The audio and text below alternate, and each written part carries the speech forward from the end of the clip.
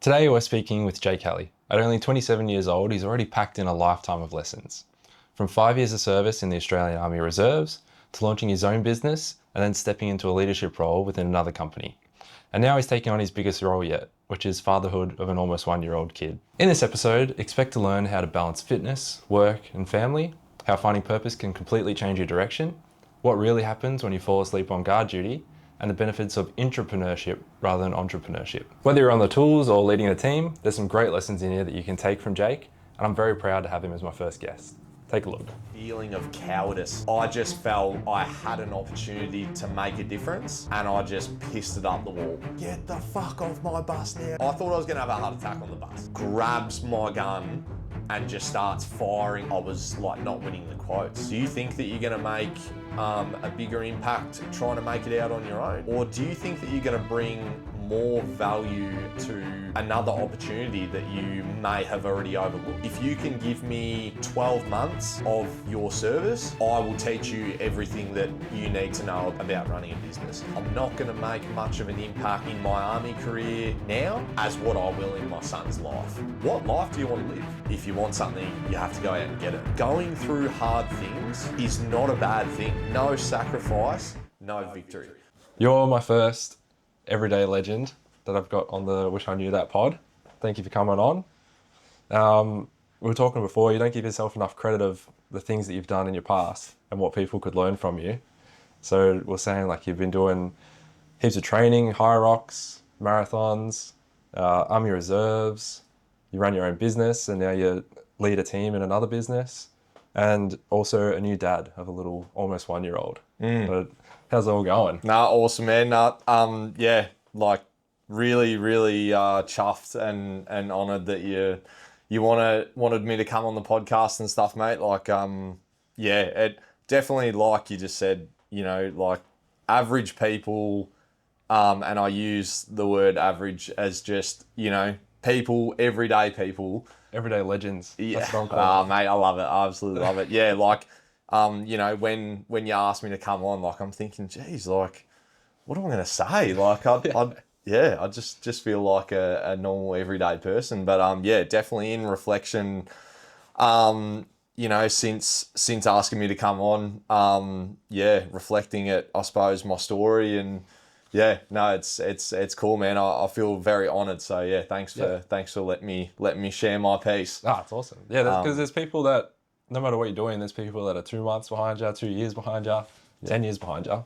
They can learn from things that you've done already. Yeah, no, 100% agree. And yeah, the first thing I wanted to talk about was like, you're really fit still. You're in really good nick, considering all the stuff that you're doing at the moment, and you've always been that way since we were in high school. Yeah. What have you done to keep so fit without having to stop? Yeah, no, well, yeah, thank you. Yeah, so obviously, you know, yeah, without people knowing, like obviously you and I go way back when back in high school, and we actually used to play footy together too. Yeah, that's pretty crazy. Yeah, winding back the clock now, but yeah, man, like I mean, as you know, like we were always pretty, you know, athletic sort of kids and stuff, like yeah, playing your footy, basketball, all of those sort of, you know, generic sports that you like love playing when you grow up. And yeah, I pretty much played like team sports until like around 2018, 2019 was my last year of footy. I vividly remember just going down for the ball in a footy game, and just some bloke like, so I was like, funnily enough, you know, Rezzies, all my mates give me shit about like being in the Army Reserve. It's like, oh, you're just a Rezzy, and it's like, well, my footy career was just in the Rezzy as well, you know, like, so it's like, yeah, it's funny, like it's you know, I was never in the team aspect. I was always a guy that just like sort of slot in to the team. Like I was never like an outstanding player. But when it come to like my individual fitness, you know, that's where I sort of took to that of like being able to take that to like, I suppose, above average. So yeah, like, I mean, like keeping fit and stuff, once once I got clobbered from that guy in footy, ended up tearing the AC joints in my shoulder. I sort of just thought, well, like at that point in time, I was like, you're working, so having time off work for playing sports is not ideal, especially in the boss's eyes. So yeah, I just sort of took to the gym, training, individually. It become natural because it sort of, obviously it becomes a part of your routine, and being like, especially in my profession of construction, and obviously specifically concrete, like you've got to have an overall fitness level. Like if you're not a fit person, it's you're not going to last. Your body will just give out. So yeah, pretty much just the gym, and yeah, obviously that becoming a part of my everyday thing built that overall like fitness level. And then yeah, it wasn't until I started doing like the events and stuff like that, that was when I was like, okay, how can we take this to the next level? Yeah, and I think I stopped playing footy as well for like the same reason, like sport in general. Like get injured and then you just got to sit at work and do nothing. Yeah. Or for me, it was doing boring stuff, but for you, yeah, like you can't work. Yep. Someone might even say like, don't even come in if you can't work. 100%. So yeah, when you say events, what kind of events were you starting to do? Yeah, so like the whole Hyrox thing came in. I did my first Hyrox was in 2023, like around the time it was starting to blow up. I sort of took to that training style because I never really enjoyed like the generic like bodybuilding style of training. I always I liked that that diverse functional sort of training style. And that's where like started getting into like I love doing the like body fit and the F45, all that sort of stuff. And then I was like, oh, like this competition is something that I've like never done before, and it seemed to be the people competing in it were the ones that were wanting to take their fitness to the next level, and that's where it sort of sparked my interest. And yeah, obviously with the army too, like and just overall, emergency service, any sort of service like that, it like you have to be functionally fit. You can't be this gigantic bodybuilder who can't fit through doors, and then gets gassed when they're fully kitted up and they're having to kick in a door, or having to carry a person out of a dangerous situation or something like that. So or even run around with your kids, or 100%. It all I mean, your kids are obviously anyone with kids will know, especially like getting into Harley's. My son's almost 12 months old now, so he's just on the cusp of walking.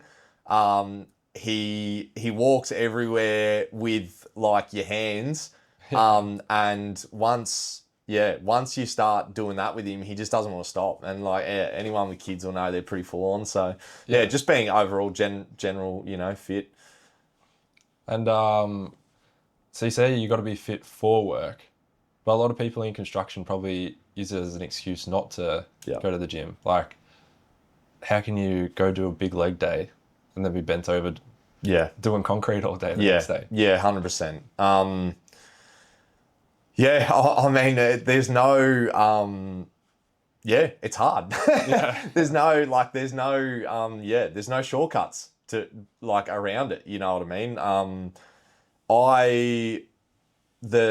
The best thing I ever did was train before work in the early mornings, because it just eliminates all excuses for like the afternoon. Like, man, you do a massive, like, 10, 12 hour day on the tools.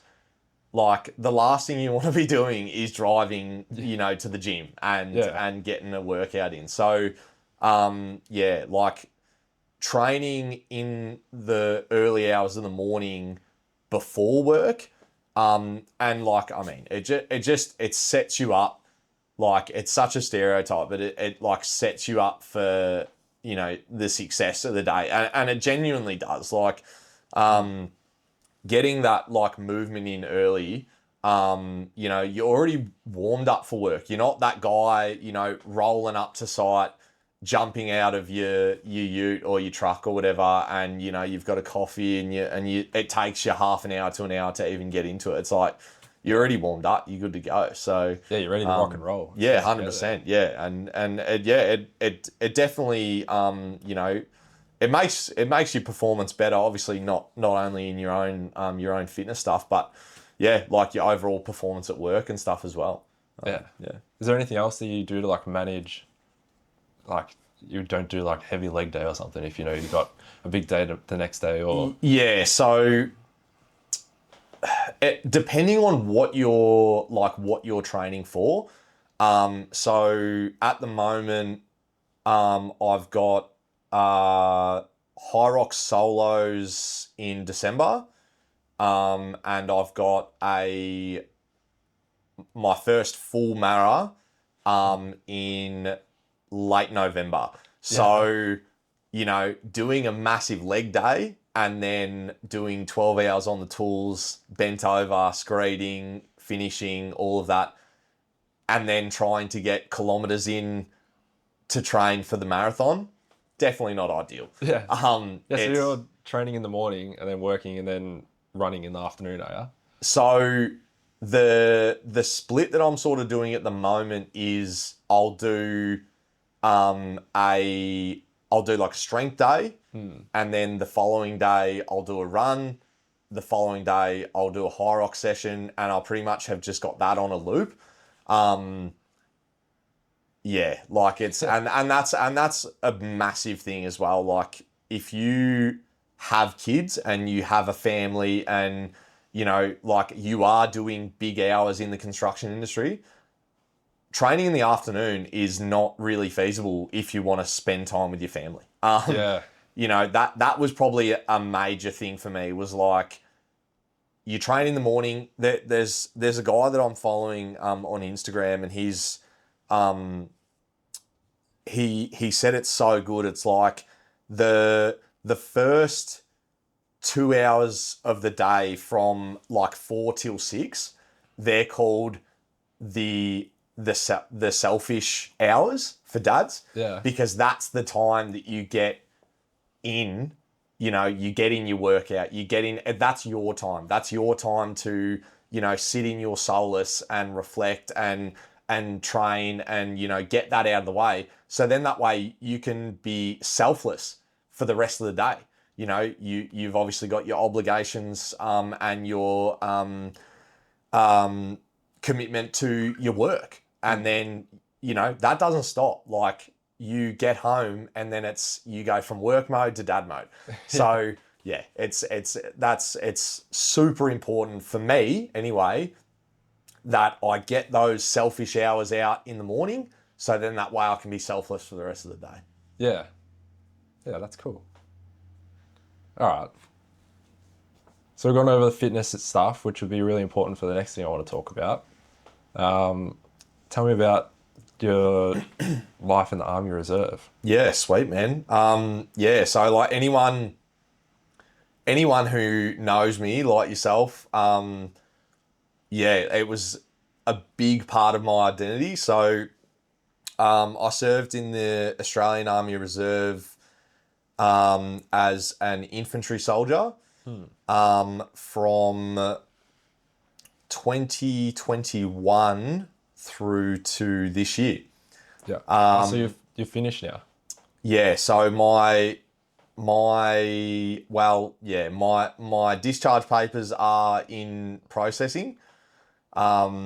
There has there has been a few days of where I go, oh my God, like what have I done? You know, can I can I retract my paperwork? But yeah, I'm in a new sort of chapter of my life, and for me to give everything that I've got to the next chapter, I've had to sacrifice a part of the old chapter. So yeah, look, Yeah. I absolutely loved my time in the army. It shaped me 100% into who I am today. Pardon me. So yeah, like I suppose it all started. I don't have any ties to the Australian Army via blood. My pop on my dad's side, he served in the Scottish Black Watch, and he's still alive now. So yeah, he's always been a huge motivation for me, and a hero, I suppose. What's the Black Watch? Sorry. So the Black Watch is a unit that is inside the like Scottish National Army.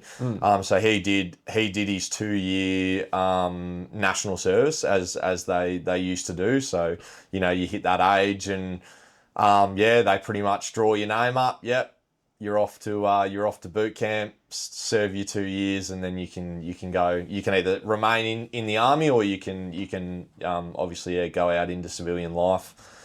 So I served 4 years in the Australian Army Reserve. My unit that I was attached to was Alpha Company 5th 6th Battalion, Royal Victorian Regiment. If any one of those boys ends up listening to this, shout out to you lads. So it all sort of started, by I remember vividly back in the 2019 bushfires, where my mum lives in Malakuta, little coastal town in East Gippsland. They got proper cleaned up by the bushfires. Yeah, that's massive. My brother, sister-in-law, and my wife were all in Malakuta at the time. Like we spoke about earlier, like funny story. So Malakuta is a one way in, one way out town. Yep. They've got at the time it was one service station, and yeah, I suppose this just goes to show how your personality changes, like in the army. You know, you're like prepared for readiness. I remember my ute had no diesel in it, and we knew that the bushfires were coming. The town had pretty much been on lockdown, as far as like if you're hunkering, like you're staying, we're hunkering down and we're preparing to fight this fire. You're like, I'm getting out of here. Yeah, well, yeah, I mean, and this, it sort of goes. This decision, I suppose, shaped a lot of what the next chapter was going to hold. So yeah, my mum is an ACO2 ambulance officer in Malakuta. And luckily enough, she had one of her work colleagues had a diesel cell at his house. So we filled up enough for us to get out of Malakuta and to the next town where we could refuel, resupply, and continue driving. And was the fire like how lucky were you that there was diesel? Because was it like you're about to be cut off? Because it was fully cut off. I remember they got evacuated by boat. All the people that were left there. Because it is a one way in, one way out town. You pretty much like if the bushfire obviously passes over the freeway, which it did, like you cut off from like there's no exit. So we were lucky enough. An hour later, they shut the freeway down. Yeah. So we fueled up. We sort of. My mum was working at the time, so we obviously all emergency services were like go go go. So the reason I couldn't get the fuel from just the servo is they shut the servo to all civilians. It was for the fire trucks only. All the diesel, all the fuels, everything was just being used for the emergency services. So that's why we were like, oh my God. Yeah. Like we're stuck. Like, and Mum's like, no, we've got a guy who can at least get you to Cannon River. So we ended up driving out of Malakuta, and at the time I didn't really think about what was going on. It was just I need to get my wife out of harm's way in a sense. And the feeling of like once we drove out of Malakuta, I just remember vividly my wife took a photo, and we were just driving through just orange. It was just like you couldn't see more than 50 meters ahead of the vehicle. Because the fires were they were that close.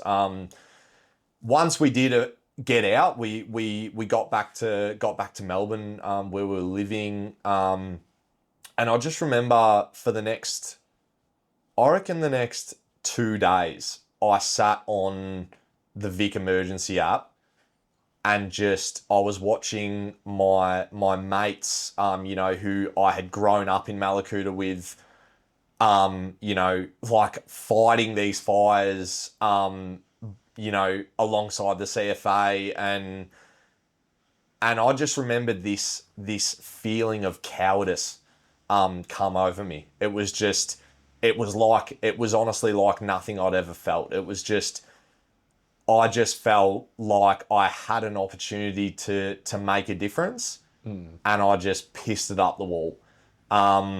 Because you went home. Because we went home. Around. Yeah, instead of sticking around, a small town like that. All the ones who stayed there really banded together and were putting. I remember being on the phone to one of my good mates who still lives in Malakuta, and he's actually, funnily enough, 2 houses up from where my mum's block is. Yeah. And he was putting out spot fires in her front yard. Yeah. And I was on the phone to him being like, what's the sit rep? What's going on? And he's like, nah, your mum's house is all good, blah, blah, blah. So yeah, anyways, all the information and stuff like that is online for anyone who wants to read about Malakuta and the bushfires and stuff like that. It was crazy. It was crazy. So I remember seeing trucks of like fireys, cops, soldiers, all just going out on the freeway. Yep. Out that way. Yeah. I remember there was a pretty iconic photo that surfaced not long after, and it was the main street of Malakuta, and it had fire trucks lined up all the way down, and it had CFA trucks from where we lived in Melbourne, 6 hours away. Yeah. It had. I remember vividly seeing Scoresby, Rowville, Furniture Gully. Like they'd travelled 6 hours to get to Kuta to help that town, and I suppose I did the opposite. So where that obviously led into my service. After that feeling, a girl who I grew up with in Malakuta, she was serving in the Army Reserve, and she actually got deployed to Malakuta as a part of the 2019 bushfire assist operation. And I remember she featured on a video on the Australian Army page of helping with the cleanup and assisting the community and stuff. And I was like, oh my God, like this is a girl who, like, I grew up with her, like, you know, like she's not all that different to me, and look at the impact that she's making. Yeah. You know, like, and all of a sudden I started thinking like that's what I can do. I already had an interest in the military through my pop and my uncle. And yeah, and that's where it sparked. I thought, you know what, I can do something, I can make a difference. So yeah, I put my application in and off we went. Yeah, so that gotcha. Yeah. So got me. when you say like you put your application in, there's probably people listening that, like people out there that want to join the army or Yep. try the reserves out. Yep. What happens with all that? Yep. Awesome. Yeah. So I mean, look, anyone listening that, you know, is just a regular worker, white collar, blue collar, like this is absolutely something that you can do. It's the Army Reserve is so well set up for people that just want to do more and be a part of something that's bigger than themselves. It will, completely take you outside your comfort zone, and you absolutely, like, you grow immensely as a person in so many ways. So like the way that the process for me worked, everyone's army experience is vastly different. So I put my application in, and you do like, you know, your standardized like aptitude testing and all that sort of stuff, which sounds scary. I am not an insane intellect person. And I'm like, oh my God, like I'm going to fail the testing, all this sort of stuff. It's just, they pretty much are gauging who you are as a person, you know, it's actually like more of like, how does your brain work? You know, and this is how they decide like what, you know, what your job role is going to be going in. I always had it in my head. I'm like, if I'm joining the army, I'm joining the infantry. It's like blow stuff up. 100%. Like if I'm joining the army, I'm up there. I want to be in the front. I want to be doing, you know, with the boys, hooking in. Yeah. So I did all the aptitude testing. You basically then, for like, you know, it can be anywhere from 6 months, 12 months, depending on where DFR's at. You do a medical, you'll do a psych evaluation, you know, all pretty standard stuff that you would have gone through with the Victoria Police. Yeah, I went through it with DFR too when I was in high school. Well, there you go. I applied for like 5 years to try and be a pilot or something. Yeah, I remember that. I remember, you applied to join the Air Force. Yeah. DFR stuffed you around that much. You applied for VicPol as a secondary, and then the Air Force got back to you, didn't they? Yeah, I must have told you about it. I applied for I applied in year 10 to be a pilot. Yeah. And I was applying for like 5 years, and I kept injuring myself and stuff, so I was stuffing it up. Yeah. But then I was stuck. I had a broken hand and they wouldn't let my application like keep going until it healed. So I applied for the police because I was bored. Yeah. And then the police got back to me like straight away. Yeah. And then no brainer. I was about to graduate from the police academy, and the Air Force was like, okay, we're resuming it again. Do you want to come do the next test? And I was like pumped up about being a cop. So I was like, I'll just leave it. But, 100%. Yeah. But it sounds like it can be really smooth or it can be really difficult. 100%. My medical, so psych, no dramas. You know, they pretty much just dig into, you know, who you are as a person, family background, all that sort of good stuff. My medical, because of my shoulder, and I actually had not many people know this actually. Not even many of my mates know this, but I had a surgery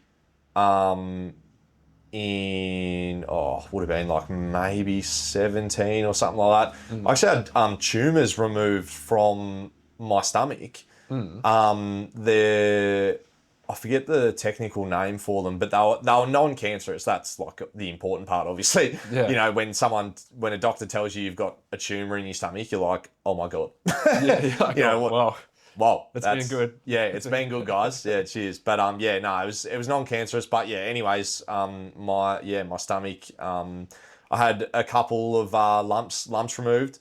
So that really slowed down the medical process because, you know, they any records, you know, they want to make sure they're not taking in some injury riddled liability that Yeah, you they know gotta fix up all the time. yeah, that you gotta fix up, and then you know, as soon as you go outfield, it's like oh no, you know, service related injury, and then all of a sudden you're taking them to, you know, DVA. Yeah, so my medical took about 10 months. And then I remember after the medical got cleared, I wasn't, I was, yeah, getting the medical hurdle was massive for me because I'm partially colorblind as well. Oh, yeah. Yeah, definitely wouldn't have made a good Sparky. Let's just say that. Yeah, because I partially colorblind, like it limited the amount of jobs that I could do. Like obviously, you couldn't be a combat engineer. You know, like yeah. How do they find you're colorblind?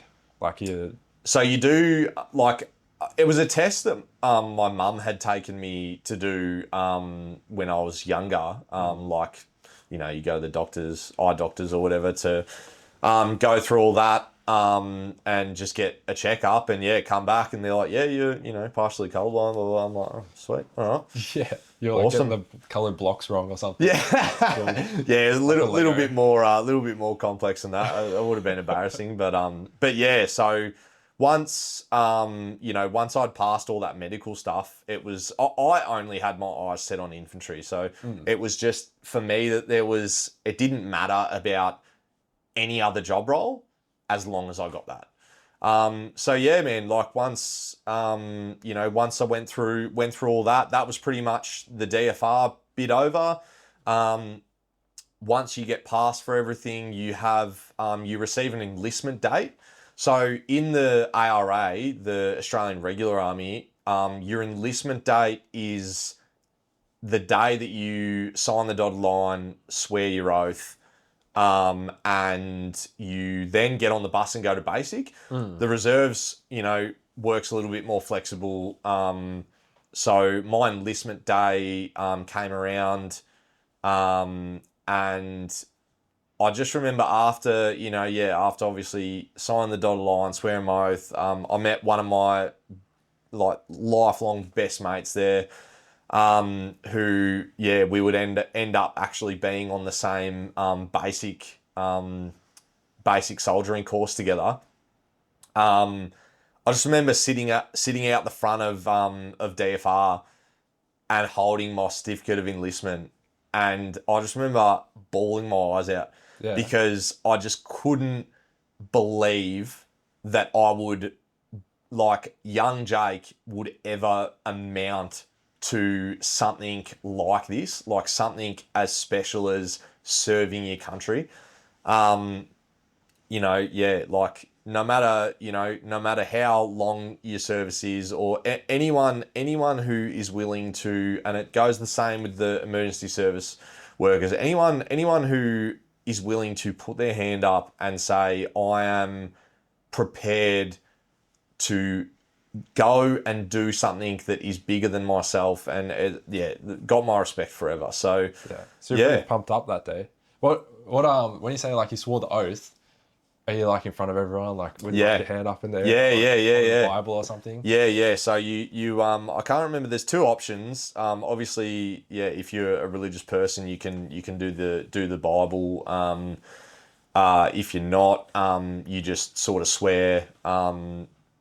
Yeah, that they just give you like a script to read out, sort of thing. But yeah, you're in front of a class of, I don't know, maybe 20 people or something like that. Get your photo with, at the time, was Queen Elizabeth II. Yeah. Just like, it's funny, it's just like a big portrait of her, and Like you a just cardboard get, yeah, cutout. you just like stand in front with your certificate, and you just like got a grin from here to here, and yeah, it's funny. Yeah, but that's pretty much, that's the process of like actually getting in. Yeah. And then you'll go into, like for me, I went into like my local barracks, Simpson Barracks, and you pretty much just do like a bunch of like pre-course admin.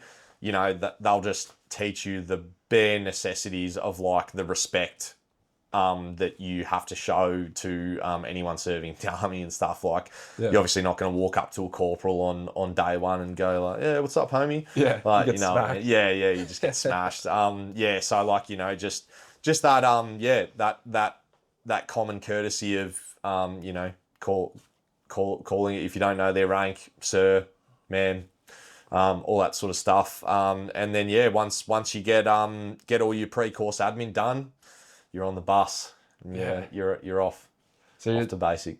where is basic? So the ARA and ARES share, all of the courses are through the same like all the training. This is a huge misconception that like people have, is that Army Reserve are like 110%.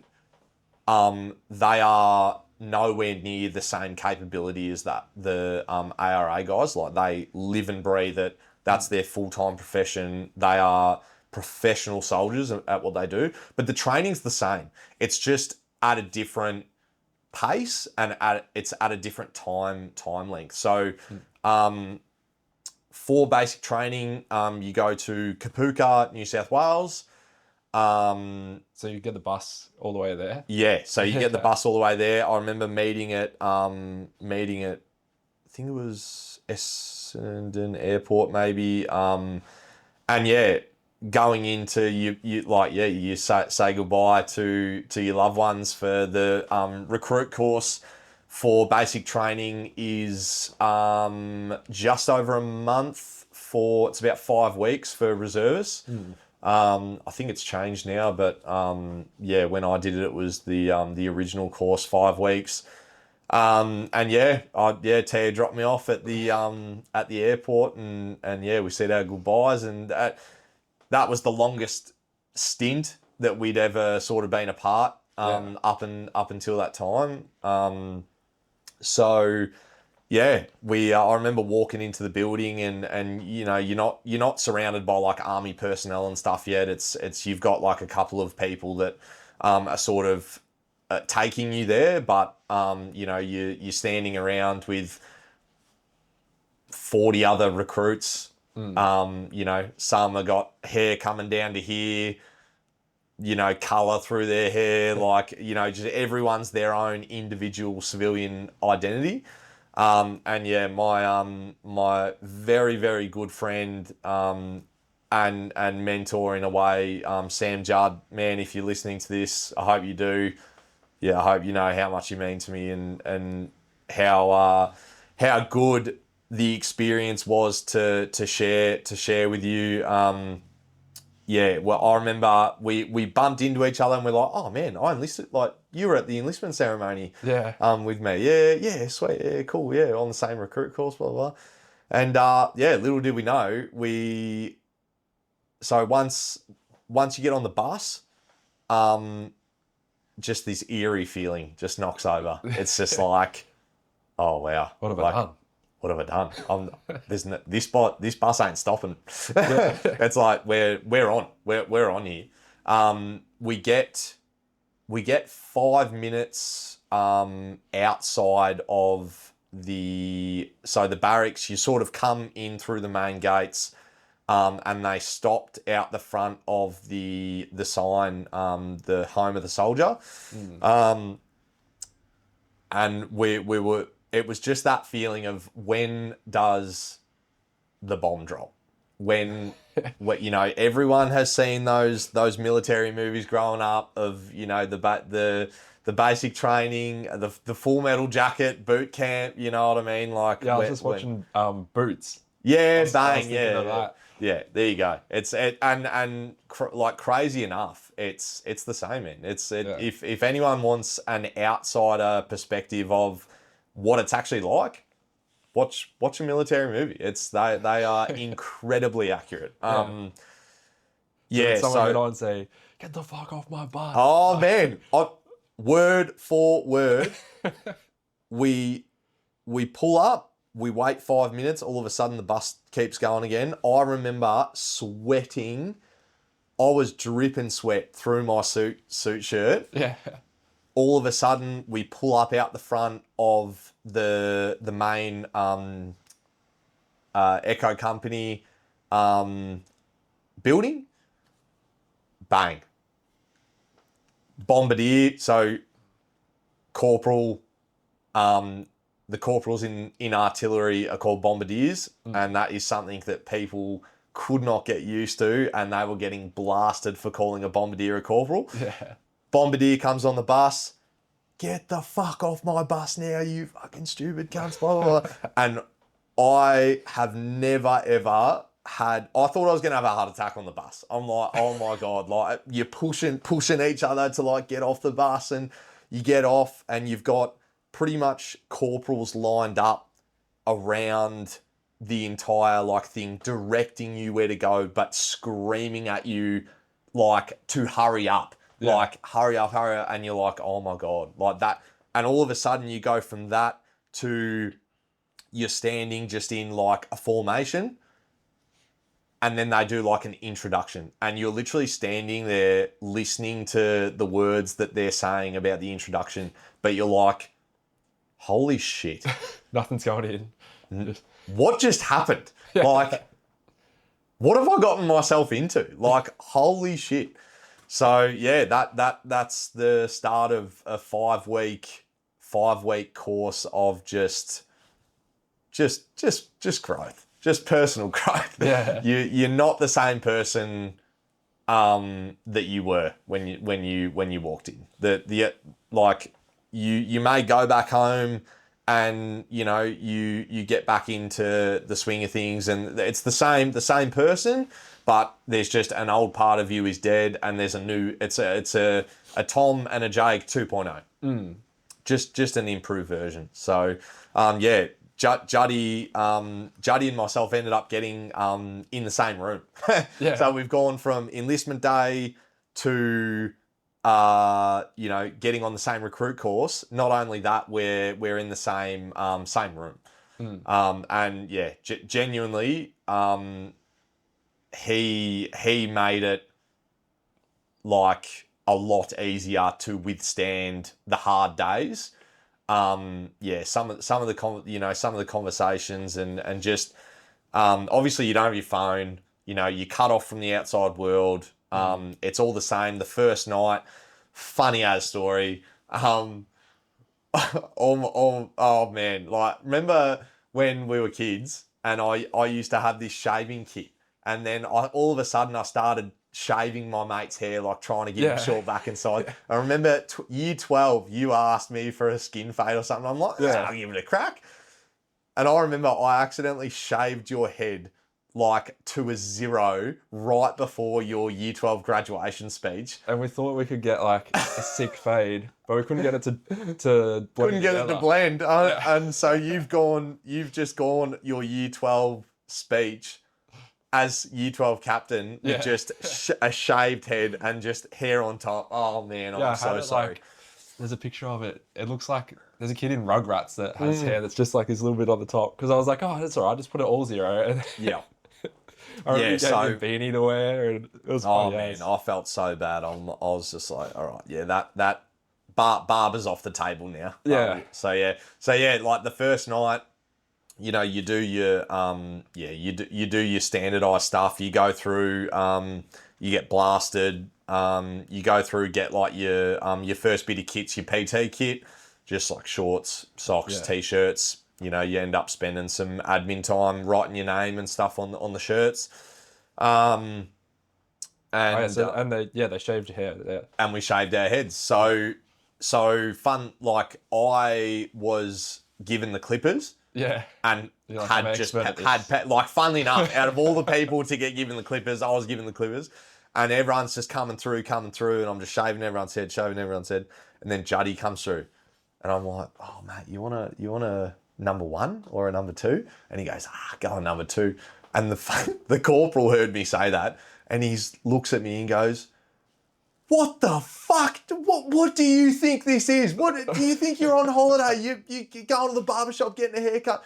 And I was just like, oh my god, I don't think I threw the clipper off quick enough, like a mag change. So it was just bang, Yeah. shaved. I'm like, sorry Juddy, like that. And then yeah, shaved my head, and yeah. So we ended up looking like a carton of eggs, just marching around all bald heads, like bird's eye view. You would have looked like a carton of eggs. Yeah. So good. But yeah. So that was the entry into basic training. So yeah, anyone, it sounds gnarly and it sounds off-putting when we only talk about that stuff, but it's so incredibly worth it. It's even if you're not a huge like military buff, you don't have the interest in the world wars and all this, like just for like personal growth and like building that resilience. And in all honesty, I would not be where I am today in my construction career if I hadn't have done the army. 100%. And then, so what were like the highlights of that basic training? What's the best thing that you learned? So basic for me was, well, yeah, it was very basic. It was just there's no real there's no real sort of like highlights as per such, because everyone's just doing the same thing. Like everyone's going through the same course. Obviously, like it's awesome. Learning the weapon systems. Going down to the range. Like if you love all that stuff, which how could you not? Like you go from 3-4 weeks ago, I was, just a normal Joe Blow, and now I'm sending rounds down range through a belt fed machine gun. Like, what the hell? It was more once you complete your basic, you then go off to what's called IATs, which is initial employment training, which is where you go to do your specific role training. So for me, it was infantry, ECN 343. I got sent to Singleton, which is the home of the infantry, infantry school. That for me was when I really started to go from, because at this point in time, it's like what we spoke about earlier, like I'd never really stood out in a team setting. I just sort of slotted in as like the grey man. But in your training, because you're not going to, you're only with these people, these other 40 people for the duration of your course. And then you might never see any of them again, like unless you go to another course together. So as much as it is about working together as a team, you're there as an individual to get yourself qualified. Like if you pass your, you pass your exams, you pass your shoots, and someone else doesn't, it is what it is. Like you're still going to get through, and they'll just get rolled back to the next course sort of thing. So, for me, infantry school was a huge highlight of my career. I had some unexpected success. I rolled in there. Everyone knew how hard it was going to be. This is where you really learn the fundamentals of warfighting. This is where you're going out field for a lot more of the time. Just really getting in that nitty gritty, uncomfortable situation. So I was made. So in your section, you go there, you get put in a section. has five or six people, depending on the like the group of the course, the numbers on the course. I think on the first day we did our 2.4, or we did a BFA, which is like a basic, or it was a PFA, so a personal fitness assessment, just to see like where we were. For me, the academic stuff has always been harder. It's the fitness stuff. My mindset has always been, I can work myself like a dog, to the bone. It's the academic, the slower side. That's the part that trips me up. So like on day one, we did, it was, your max push-ups, max sit-ups, and a 2.4 kilometer run. I think I come third out of 40 people in the run, which I wasn't a massive runner at that point in time. So you're already pretty fit though, coming into it. I had that general sort of, fitness level. Then we basically got, in your section, you get given like a job role. I was put on a machine gun. You got 2 machine guns in a section. And looking back now, like at the time, I'm like, oh my God, like, this course is already going to be hard enough. Now I'm carrying around hundreds of extra rounds of ammunition, carrying around a gun that weighs twice as much as what the rifles do. Man, like so grateful that I was made a machine gunner, because it made for one of the most awesome experiences. So you thought you played yourself first by being the fittest. And then I got stitched up. 100%. Anyway, so you go through, it's a 2 week course. The highlight for me in that, and something that I have carried through into like all other aspects of my life, especially with the construction industry and stuff, and this is still something that I'm always working on. Everyone has their like moments and stuff of doubt and weakness and stuff. I'm definitely no superhuman.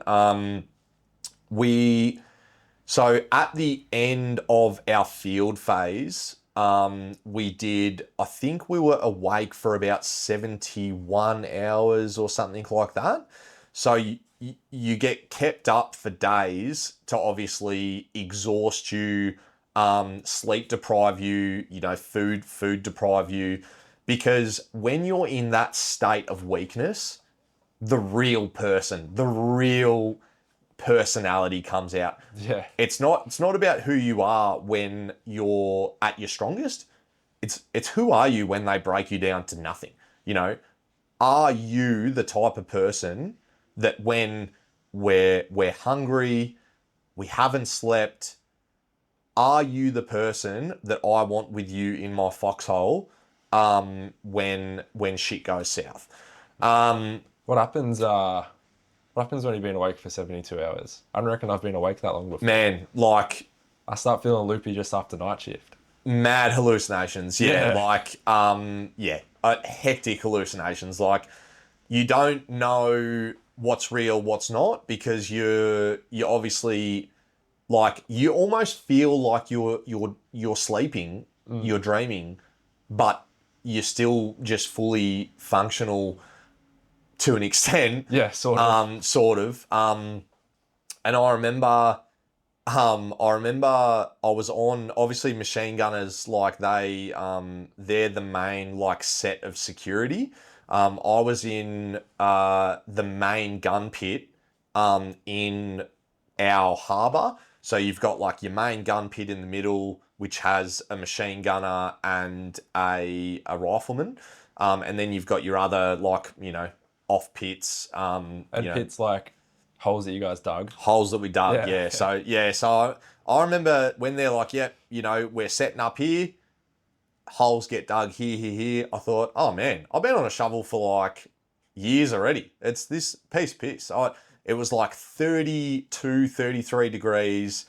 I just remember pulling my bandana up and just going to town thinking, you know, all of these other guys, like in a very egotistical way, like all of these other guys, there's no way they're going to dig their holes first. Like I've been on a show, you know, you got guys who are just coming out of uni, that, you know, and I just gassed myself. Yeah. I think, out of all the holes, mine was on top of like mudstone or some form of like rock, and all of a sudden you've got your entrenching tool, and it's just like ting ting ting. Do you reckon they stitch you up again? They're like, we'll put the landscaper on top of the rock. Probably. It wouldn't surprise me at all. That, but yeah. So you know, another bit of resilience building, we'll call it. Yeah. Yeah. So I remember falling asleep on like day 2, no sleep or something like that, on top of my gun, and I just remember this massive figure. It was in the middle of the night. This massive figure just standing 500 millimeters away from my face, grabs my gun and just starts firing off rounds like into the sky. And I woke up in a panic, like, oh my God, what's going on? And I got absolutely blasted for falling asleep like on the gun, because obviously, you know, that's you're the security, yeah. But yeah, they were just like, you know, you'd be fucked, you'd be dead. So, was there anything else for that, or were they like that was enough? They knew, like, yeah, these so on the reserve courses you have full-timers running the course. So they've been through that. They've been through the courses. They know how hard it is. You know, they know like what's going on. So, and they are at the same time that, like, so in basic it's all about just breaking you down to build you back up. Whereas like in your IETs and stuff, they want you to learn. They need you to learn. Yeah. So the learning environment is, as harsh as it is, it's like, well, you know, you've made a mistake. This is what you've done wrong, and this is what you should be doing to fix it, to rectify it. Whereas in basic, it's just like, you're a useless piece of shit. Yeah. It's hard to learn like bigger skills. Yeah. If you're stressed out the whole time. 100%. Yeah, that's exactly right. You would have gone through the exact same thing with your you know, your specialist unit training in VicPol. Yeah, it's about creating that that learning environment.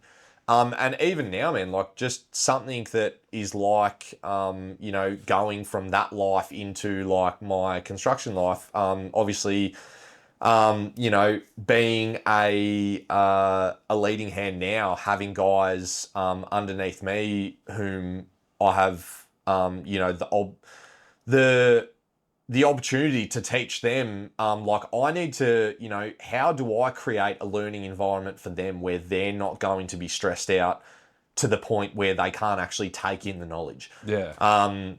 Yeah, because everyone, like, apprentice life seems pretty hard as well. Yeah. That way, everyone ripping into you, you're stressed all the time. Yeah. So yeah, it's like that's what I mean. Like my military life has been extremely influential in the successes that I've had. Moving on and into my into my life as a concreter. So you said that you got remade into Jake 2.0. Yeah. What do you reckon was the biggest change from Jake 1.0 to Jake 2.0 after all that? After the no sleep, we did a 10K pack march. And that was the final leg of passing your infantry school. So once you pass that, you know, you're done. You tick that box, bang, you're a qualified soldier. At the end of that course, we had this big meeting and I didn't even know, but they do awards and stuff. They do it's called Student of Merit for the best soldier, and they do Top Shot, which is just, it's the most accurate. The most accurate. I ended up taking out the student of merit, Yeah. which was just like unbelievable because I had never ever won anything in my life, in regards to anything academic. I'd never been a best and fairest in the footy. I'd never been anything like that. And all of a sudden, I've got 40 other people, and I've somehow come out on top as the best soldier out of a whole platoon. And so leaving that course and becoming a fully qualified soldier, there's more training to go on afterwards, but completing your basic and your IETs, I come out of that a new person mentally because I thought, oh my God, like look at what I have achieved that I never ever thought I would ever be able to achieve. And it all started with just believing in what my mission was, what my why was, taking back to the bushfires and all that sort of stuff, and believing that I could do something like that. So yeah, leaving that that part of obviously moving into life in the Army Reserve after doing all of your training, it's very different. But yeah, Jake 2.0, definitely there was a reward for all of that hard work. Whereas up until that point, I sort of had just worked and worked and worked, and there had never been anything that had come back to me going, good job. Yeah. Like you're doing it. Well You're done. doing it. You've done it. Well done. So yeah, that's where the 2.0 mindset come from for sure. You realize that you're working hard and you got reward for it. Yeah. So we talked about your side hustle, which is probably a very impressive side hustle compared to like drop shipping and stuff. A bit out of the ordinary. But your full-time job is a concreter now. So Yep. tell me a bit about what you're doing now. Yeah, so my career in construction started from when I was towards the end of high school. I didn't really have any like generic like part-time job. Like I never really worked at like a Kmart or a Woolies or anything like that. My whole family are like all tradesmen, plumbers, painters, electricians, all that sort of stuff. So my first like taste into the construction industry, I remember one of the guys at high school, his like girlfriend's dad was a concreter, and he was just looking for a labourer, and I was like, oh, I don't have a normal job, so bit of cash in hand doesn't sound too bad. So I ended up working, and at that point in time, like I spoke about, like I was never an academic person, so it was great to be able to like go to my teacher and go, hey, I'm only doing year 11 and 12 because I just want the year 12 pass. Like I've got an opportunity to work like for this guy. If I get all of my schoolwork done in 3 days, like, can I go work the other 2 days? And he's like, yep. He's like, you get all of your stuff passable, you go work for the rest. I was like, done. Yeah, Sweet. sick. So ended up working for this dodgy as guy. Like a super dodgy guy, man. Like not doing any bit, like he was not a legitimate concreter. He was just a guy that was just doing little fluff bits and pieces. Like I don't even know what his background was, but A handyman.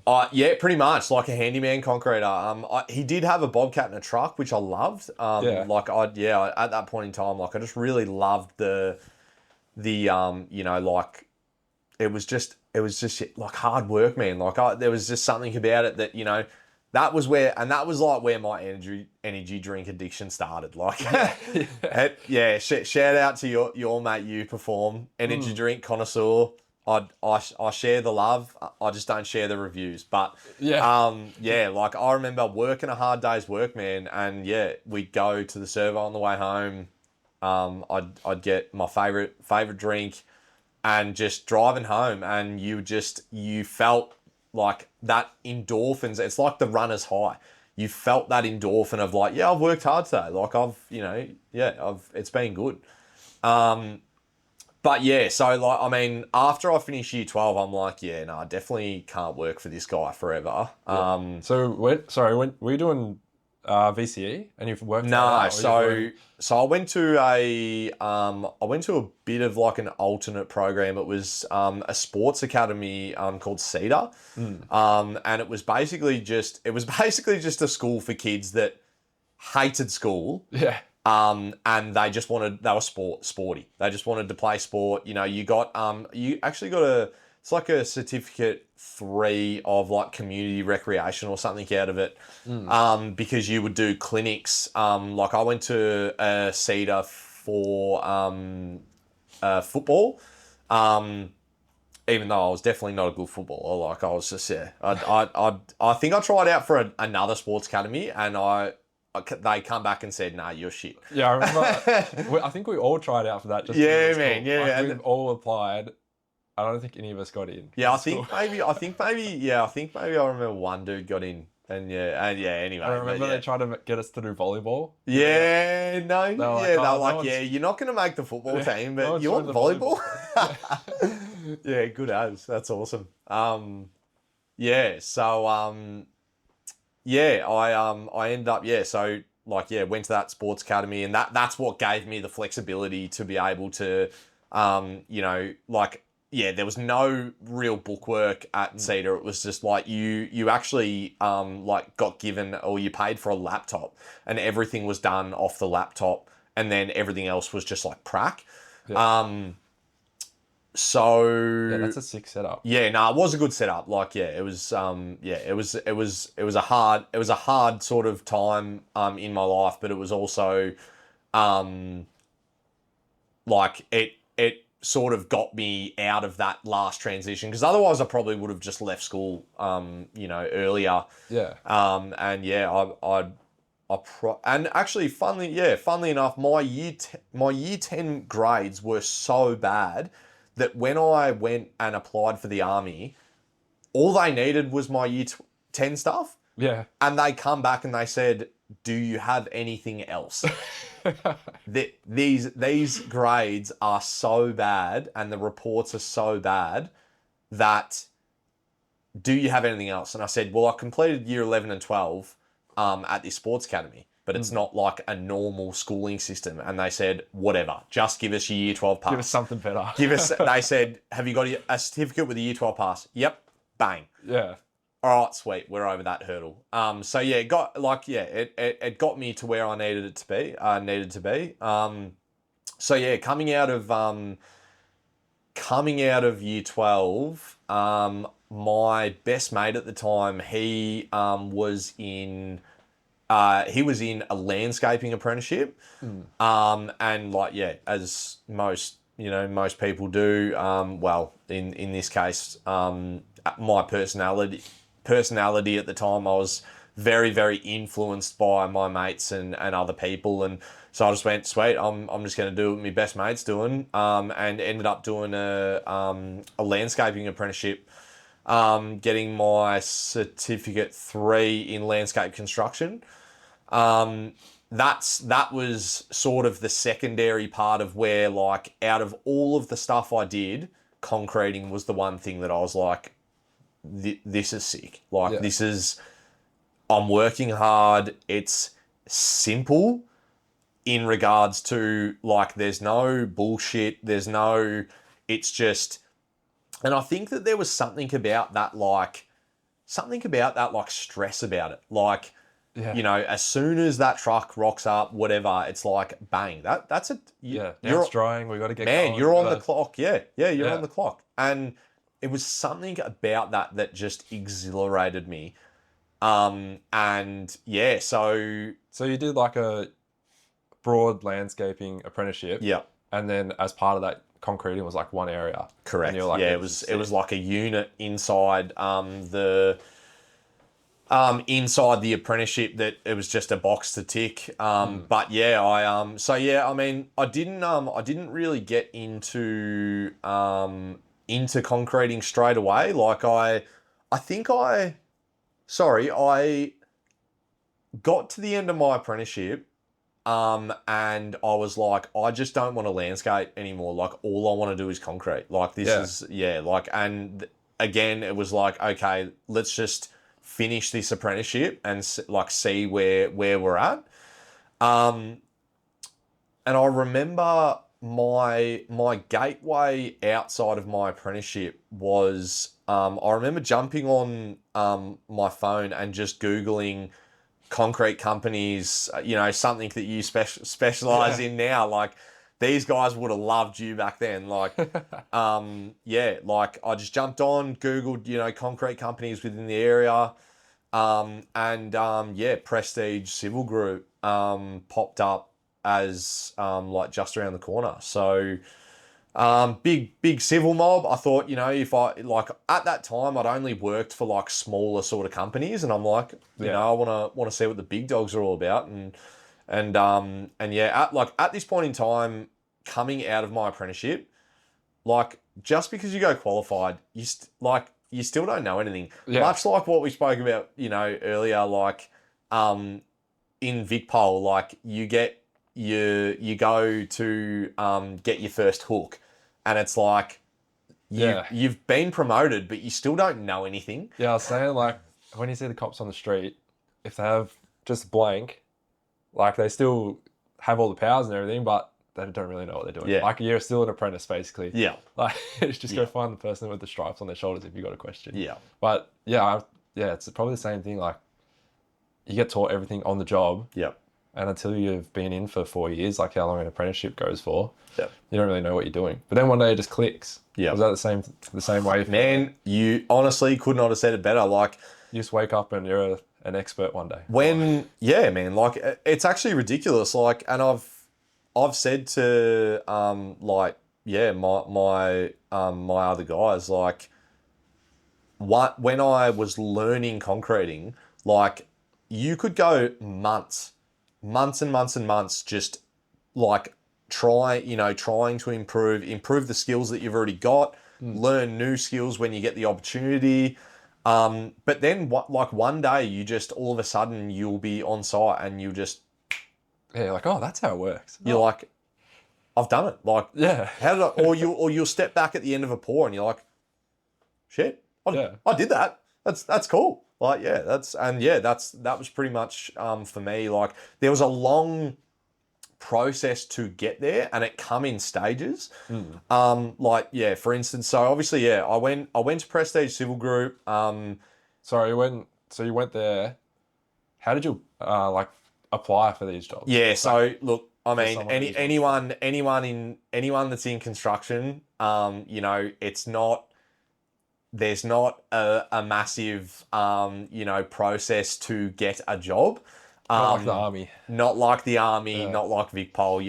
You're not sitting in a waiting bay area of applications. It's like I pretty much just rang up the number and was just like, hey, would really love an opportunity to come in and work for you guys. This is what I've done so far, blah, blah, blah. And yeah, like, in concreting, I don't know whether a lot of people know this, but there's a certificate 3 in concreting, but it's only sort of like just come back. It was back in the day, it was around, and then it sort of disappeared, and then all of a sudden it's just come back. So being a concreter, like, anyone can just like sort of do it and then, say that they're a concreter. Yeah. But that's the difference between the good ones and the bad ones is, you can see in the workmanship and in the professionalism and all of this sort of stuff. Like, Yeah, they had to actually pass the standard to... 100%. Like there is the minimum standard of, you know, like you'll rock up to, and I know that there's a lot of concreters that, might listen to this and they would have seen for themselves, they rock up to a job and it's like, oh my God, like who's done that? Like, like, I suppose there's two ways that you can really sort of go about it. Like, for instance, I'll use our good mate Billy, whom his success in business has been extremely implemented by all of your services and stuff like that. He was with the same boss from the day he started his apprenticeship all the way through to the day that he went out on his own. Yeah. You can do that. My way, definitely not the right way. I would not say that there's a right way and a wrong way, but there's definitely two different avenues. So for me, mine was much more of like a stepping stone sort of process. So when I went to Prestige, I had my machinery tickets and stuff like that from my apprenticeship. Yeah. But I didn't really have any concreting skills. So like anywhere, you're not just going to walk into somewhere if you don't know what you're doing and they're just going to be like, here, come here, I'll teach you. Like, it's just not the way that it works in concrete anyway, because it is obviously like, well, if this stuff's up, like, we're then having to rip this, like it's permanent. Yeah. So, so like, I suppose like for the start, they ended up getting me my truck license. You know, obviously they saw, a bit of opportunity there. And so they got me my truck license. I probably just, drove the truck and just sort of labored for the concreters for, maybe 12 months. I was there for 3 years. Sort of in that second and third year, was when I started getting opportunities, as the crews were expanding, an operator position come up on one of the crews. So I ended up like learning the ins and outs of like machine operating at Prestige, which I'll be forever grateful for, because that really set up a foundation for like where I was heading next.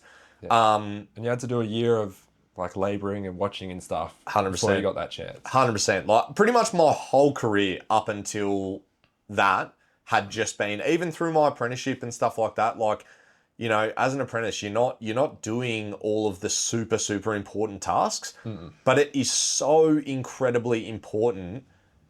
Like any apprentice out there, any person that is coming up through the ranks, like if you're not doing the important stuff, that does not mean that you just, you know, like if you're just like as a landscape apprentice, if you're just, you know, making mud mixes and putting mud down on the ground for the qualified guy to come and lay the pavers, you should be watching everything that he's doing. You know, what's he doing with his trowel? How much mud is he, you know, scraping out, putting down?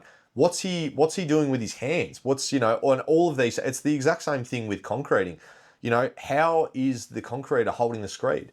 How are they, you know, what are they doing for all of the different tasks? And the more that you really look in depth, the quicker you're going to learn.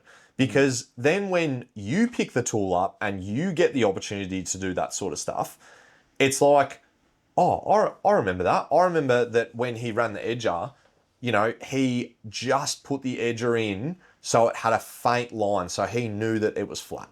Yeah. When he was screeding, he would go cut left, cut right, cut the middle. All of these sort of things, you know, speed up your own learning process. So for me, that's what it was all about. And then once I got the opportunity in the machine, you know, in all honesty, like... Hey, hope you're enjoying the show. This podcast is sponsored by Tom Wilson Digital. my agency that helps small business owners generate more work online. If you want to learn how to do that yourself, then go check out my Instagram. It's at Tom Wilson's Digital for free tips and advice. Or if you need to get help with your marketing, head to tomwilson.digital to work with me. All right, let's get back to the episode. With the operating and stuff like that, like anyone, once you've had a certain amount of time in the machine and things just really sort of like flow, like it's pretty much just rinse and repeat. So then once I'd sort of gotten to that point in the machine where I was like completely competent, that was when I really started like getting into the concreters and building a rapport with your guys and with your team. And like, so for instance, the three guys that I learned concreting like the fundamentals off, they were all a good 10, 15 years older than me. So to me and to them, it was sort of like a father-son sort of thing where they would have 5 other young guys come through who just didn't give a fuck and they just wanted to clock in, clock out, day's done, no dramas. Do their time. Get their paycheck. And for me, it was like, well, if I'm here, like I'm here to learn and I'm here for a purpose. Like otherwise I'd just go work at Woolies for the rest of my life. Yeah, it's clock in, clock out. Clock in, clock out. Like so built a personal rapport with these guys. So then that way, they didn't just feel obligated to teach me. They wanted to teach me. They wanted me to learn and to grow. And so within my 3 years at Prestige Civil Group, I really built a foundation. So then that way, when it come time, I felt that stagnant. For a good 6 months, I'm like, wow, I'm not really learning anything more. Seems like the same day in, day out. And I hit that point where I went, okay, what's next? And then that led, and I thought, hey, the last 3 years I feel like I've been pretty successful. How did I start that? Jump back on Google and I typed in, I think it was like decorative concreting companies, Melbourne, and obviously like the top 5 closest to me popped up. Hey, there's one that is 5 minutes away from the Prestige Yard, and that was Concept Concrete. So rang the number, no answer. Rang the number, no answer. Classic. Mick, if you do listen to this, that was your number I was trying to ring. Anyway, so the boss's wife ended up picking up. I just said, hey, same thing. Would love an opportunity to come in and just talk about a position. Yeah. This is what I've done. Blah blah blah. Actually, before the phone call, I remember after a few days of like no one really answering, and this was in their Christmas rush, so it wasn't the because I didn't ring. I rang like a private number. I didn't ring like their office or anything like that, because the office was only 5 minutes away. So. Yeah. After I couldn't get on to like what I thought was obviously boss's number, private number, I literally just drove after work one day to their yard, and little did I know their like yard there wasn't an office there, like it's just a storage facility for all their equipment and materials and stuff. And it just so happens to be that the like 2IC of the company was like grabbing material at this random time in the day. There was someone there. Normally there's no one there.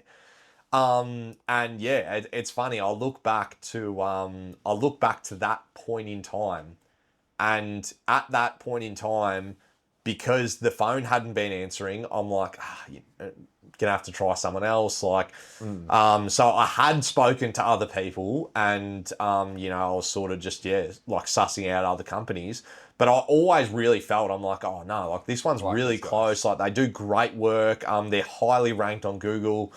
And yeah, I look back to that point in time, and it was a pivotal moment of my future. And you went out and actually got it. Like, I don't think a lot of people do that anymore. A lot of people wait for it to come to them. Like, calling up, like my siblings would struggle to call up somewhere and ask for a job. My younger siblings and even like my mates and stuff. It's a different time. It's definitely, it's a different time now. It's like kids aren't, I suppose it's a little bit like, that old school sort of mentality is like, if you want something, you have to go out and get it. Like, someone's not going to just hand it to you on a plate. Yeah, and you'd still be, if you were just waiting for something to pop up, you'd still be doing that thing you weren't feeling fulfilled with for 100%. Longer and longer and longer. 100%. And that's a huge message. To anyone out there listening, like, if you've got that something that you're like, this is something that I would want to do, or there's another, and like, becoming an opportunist was a massive thing for me. Like, if I hadn't have been the type of person, and this didn't come naturally, this was just something that, like, from watching other people and, over time, like, and even, like I spoke about, my pop being a huge inspiration to me. Like, he's that type of guy that, like, if you want something, like, you go out and get it. Yeah, like, get shit done. Get shit done. Action. You gotta happen to life, not let life happen to you. 100%. Yeah, spot on, man. And that, very much the same. The same with you and your success in your career, man. With obviously Vic Pole, and then now moving into your next chapter and stuff like that. You could have just. Yeah, you got to make stuff happen. Otherwise, I could, like, sometimes you can get comfortable, and especially if you're working for yourself, like, you make enough money to live and stuff, but you can just sit around, do nothing, play games, whatever. But then you're like, oh shit, I better go do something, or like, nothing's gonna happen if I don't make it happen. Yeah, 100%, man. So So that was super pivotal point. And it's like funny as like that could have been anyone standing there at that factory. And just could have been robbing the place. Yeah, man. Like, could have been, could have just been one of the truck drivers, or could have been one of the labourers or something like that. But it was it was my dear friend Risey, who's a big part of what we'll get into, like, the future of Concept Concrete. So you've done with, like, your learning phase. Yep. So it sounds like to get the most out of being an apprentice and stuff. Yep. Like, you need to like be involved and, like, contribute instead of just be there and try to do the bare minimum. Like, get the most out of it that you can. Because if guys have been doing it for so long, you got so much you can learn from them. Yeah, 100%, man. It's and I suppose, look, like, obviously, the age gap of us and the apprentices that are coming through now, it's going to be harder because of the way society is now, with apprentices, like, coming through. And obviously with social media, definitely not helping the younger generation of people coming through, being like, well, why pick a trade and spend 4 years in hell on a shovel when you can, go buy a laptop and learn e-commerce or which look, and this is coming from, I'm not saying that is not something that is a plausible way to like live a happy and successful life. Like one of our best mates, Joe, and someone who he has been a big help with me becoming that more intrapreneurial mind than an entrepreneurial mind. Like he works in remote sales. He tried the trade thing, couldn't stand it, thought bugger doing this for the rest of my life. I'm not saying that that there's a right and a wrong way of doing things. It completely comes down to what life do you want to live? Like, do you want to, live a life of, like building things with your hands and, having that, like, obviously each side comes with sacrifices, pros and cons. But yeah, it honestly just completely comes down to the individual. But, like the apprentices and stuff coming up now, man, like if you guys can stick it out for that 4 years, and I think that you need to change your mindset from like going through hard things is not a bad thing. That's a great thing. If I had have quit when shit started getting hard in the army, I wouldn't have achieved anything.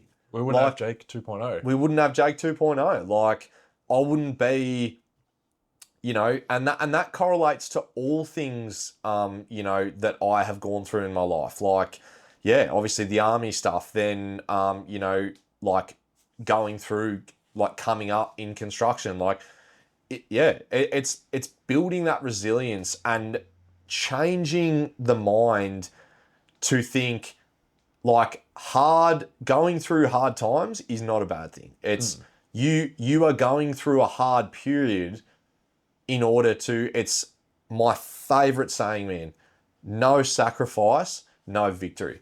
Like, you go through that hard period so that you can come out on the other side and be stronger and better and your own 2.0 version. So yeah, any apprentices coming up, take initiative, like, and actually show genuine interest. Like, the more questions that you ask, and it doesn't even have to be questions about like the task at hand, like asking your boss, like building that rapport with your boss, like, how did you get to where you are today?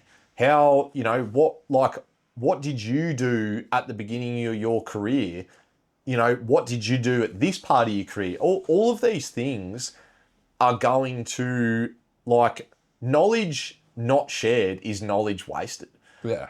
You know what I mean? So yeah. That's the whole point of this podcast. 100%. That literally, yeah. Yeah. So yeah, that's it. We said something interesting that I haven't heard before this morning when we were having coffee. Intrapreneurial. That's the next sort of step that you went on. Yeah. Which we'll talk about. Can you explain what intrapreneurial is? Because I haven't heard it before you said it this morning. Yeah. So it was actually more the other way. So once so my entry into Concept Concrete was interesting, to say the least. So the week I started, I remember getting a message off Michael, the owner, saying, "Hey mate, this week it's not going to be the norm. Don't think that this is going to be normal, because it's not." Yeah. And at that point in time, like I had just been doing like civil concrete, so nothing super decorative, nothing to that caliber of the decorative side, the exposed aggregate, architectural, anything like that. On my first day, I remember rocking up to a driveway. I think it was about 170 squares. It was on a 45-degree angle slope. Yeah. And the top half of the driveway still had bits and pieces to set up. When when you're at that pointy end of the year, like, you obviously are trying to squeeze in as many jobs as possible to obviously, you want to keep your clients happy. You want to, and everyone knows in the industry, like, you work like an absolute demon in that last month or two. So I rocked up and, you've got guys just flying here, there and everywhere. And, I think I remember it was like, I had done a lot of like pits and stuff, like stormwater pits and stuff with Prestige. The first thing I seen, like, I didn't know what I was doing with decorative domestic concrete. I'd only ever done like civil. So the first thing I seen was that there was still a couple of pits to be boxed up. Yeah. So bang, yeah, Michael, where's your power tools, blah, blah, blah, like, and yeah, started boxing up these pits and shit. And I'm thinking, like, far out, like, concrete's on its way, and we've got half, like, a bit of the job still needs to be boxed up. And it was crazy. So yeah, that was day one. Day two, we did, I think it was a 70 square meter pour in the morning and a 50 in the afternoon. Day three, that was where everything changed for me. I rocked up to a 700 square meter driveway pour in Listerfield. This was something to a caliber that I had never ever seen before. Like, this was It's bigger than some people's houses. Man, Bigger like, than like, I mean, you think it, like, think about a 700 square meter block of land. We were doing that in a driveway. Yeah. And yeah, it was, I think we worked from about 6 a.m. until, I think I left at about 9 p.m. And some of the other boys still hadn't left yet. Because it was so hot that day, we had to, like, with exposed aggregate, you pour and then you spray a retardant on and you high pressure hose it off. Yeah, so you get the little rocks on the top. Exactly right. And the sun, like, over that amount of square meters, like, once the sun starts baking it on, you can't leave it. You'd normally only ever wash it off, like, at the latest the day after. So we ended up, pretty much by the time we had gotten to the bottom of the driveway, we had boys, like, washing off the top, like, coming down. Yeah. And so that was like, and I remember the day after that, I went back there to do the, like, saw cutting, acid washing with the two IC boys who specialise in that stuff there. And Michael rang me up and he goes, like, what's, like, let's talk about your contract and all of this sort of stuff. And like, so that we can get you on the books and shit. And I just went, nah.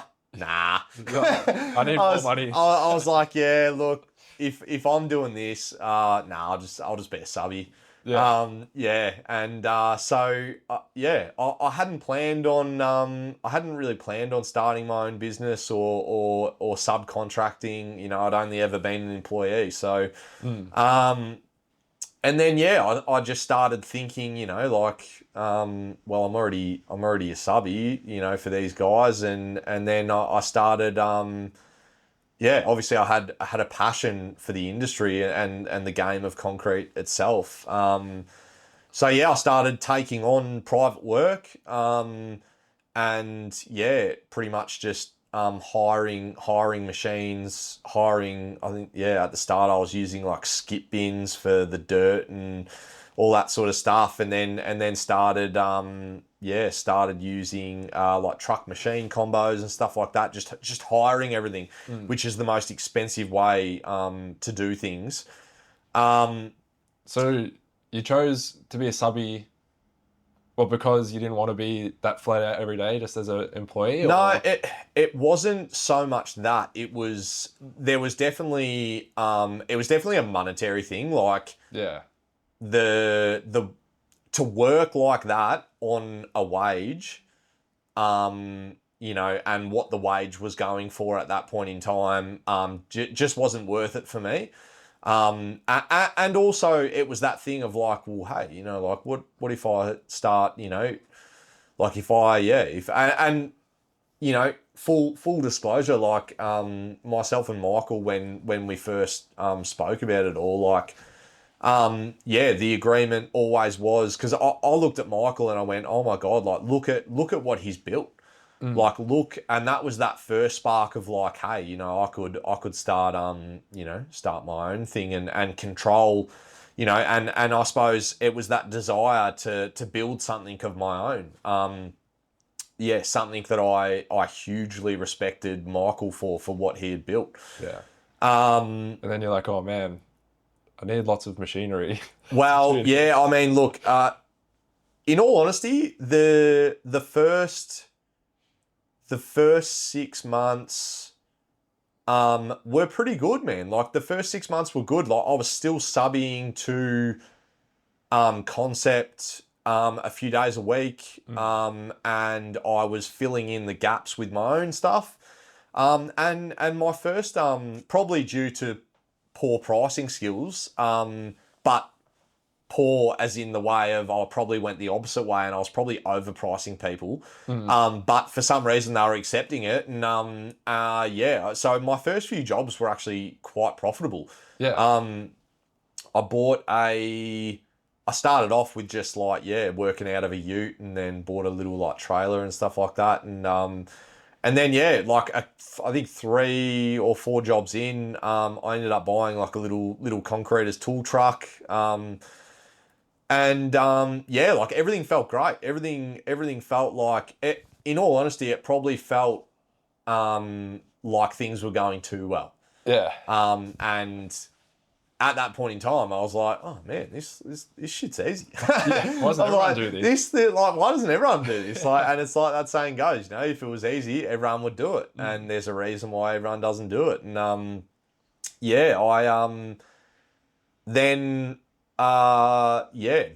the winter time started coming in. Anyone from Melbourne, you know what the winter time's like here, especially doing concreting. All of a sudden, concept work started dropping off. Obviously, subbies are first to go there. My work started dropping off. Any other subbies that I like, people that I'd been subcontracting to, they stopped ringing. Yeah. I think I had a couple of days at home, and I used to just have this like thing where it was like, well, even if I wasn't working that day, I would just do something to like feel like I was working. Yeah. I had like a week or something where I just was like flat out, just had nothing.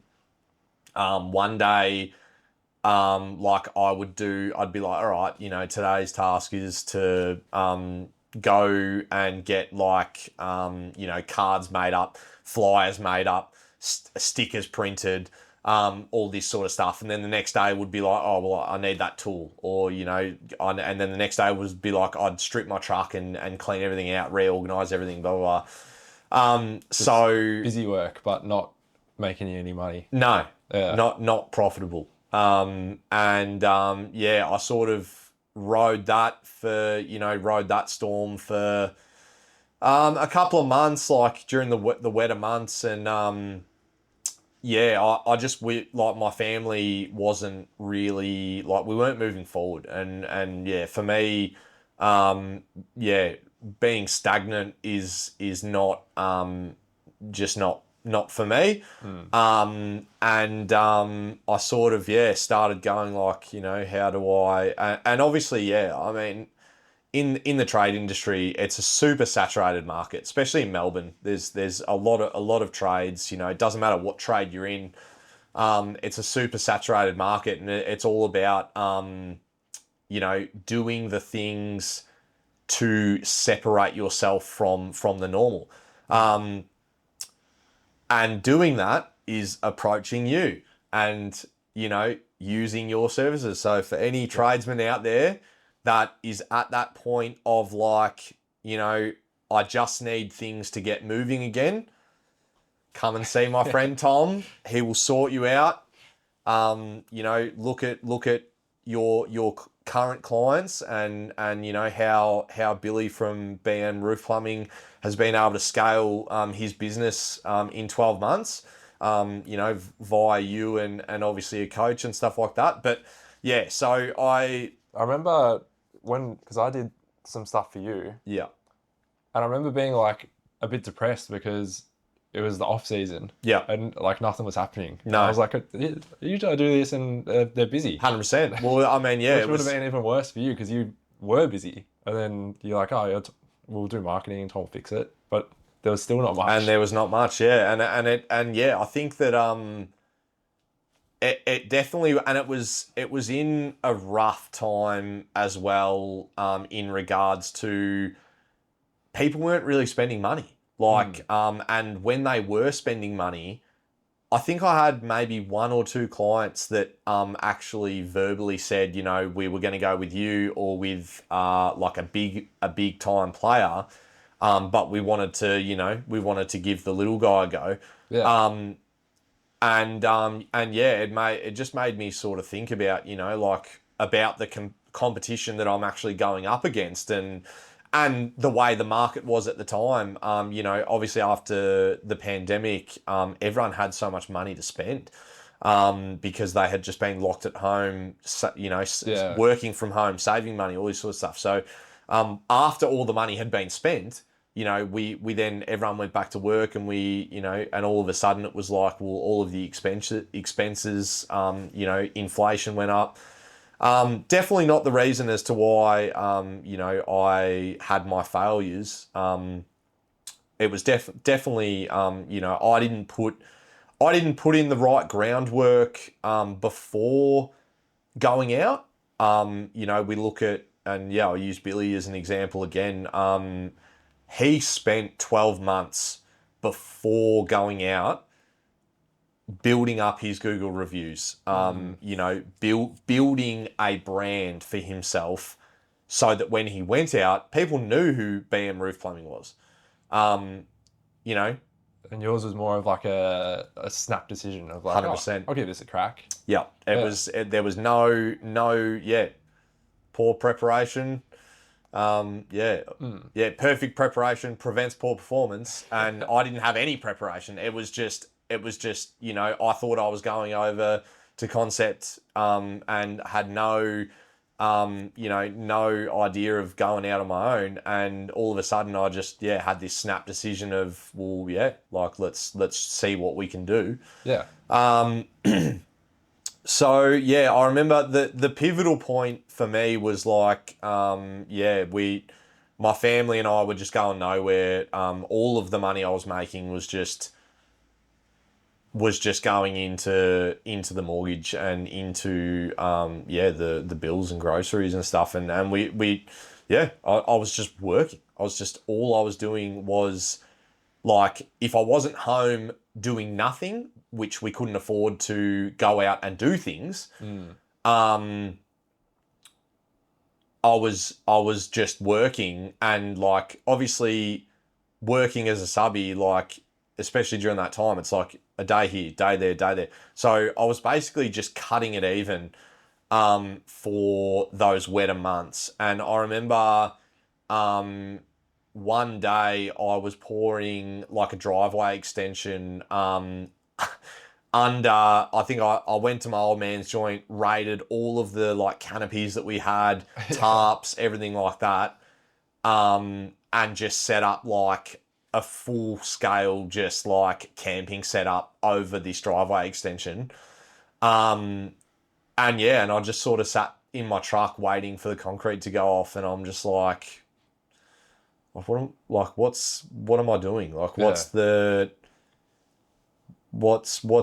my plan here? What's my, you know, what am I going to do? What's the next plan of action? And I remember having a phone call with our mate Joe, and he said something that was extremely influential to me at that point in time. Was he basically said, where do you think you're going to make a bigger impact? Do you think that you're going to make a bigger impact trying to make it out on your own? Or do you think that you're going to bring more value and impact to another opportunity that you may have already overlooked? And I sort of sat on it, and I let it sort of stew, and I thought I thought instantly just of failure. I just felt, you know, me in our inner circle, you know, there's a lot of guys starting their own business, and the way that you know, society was at that time, you know, if you like to be successful, you're starting your own business, and you're going out and doing, you know, doing your own thing, and living that life, that entrepreneurial life. And yeah, I ended up going like flat out of work. And then I remember I was sitting at a mate's joint, and I got a phone call. And I had literally just had a conversation with my mate going like, man, I don't know what I'm gonna do. Like I think I might have to ring Michael and like ask for, you know, full-time employment. Like I actually don't think I ever told Michael this, but so he rang that day, and he goes, man, like you know, it was just starting to heat up again. You know, I was getting a few more days with Concept, but my own stuff still was very much dead. And anything that I was getting, I was just, I was like not winning the quotes. Yeah, obviously just, yeah, poor pricing.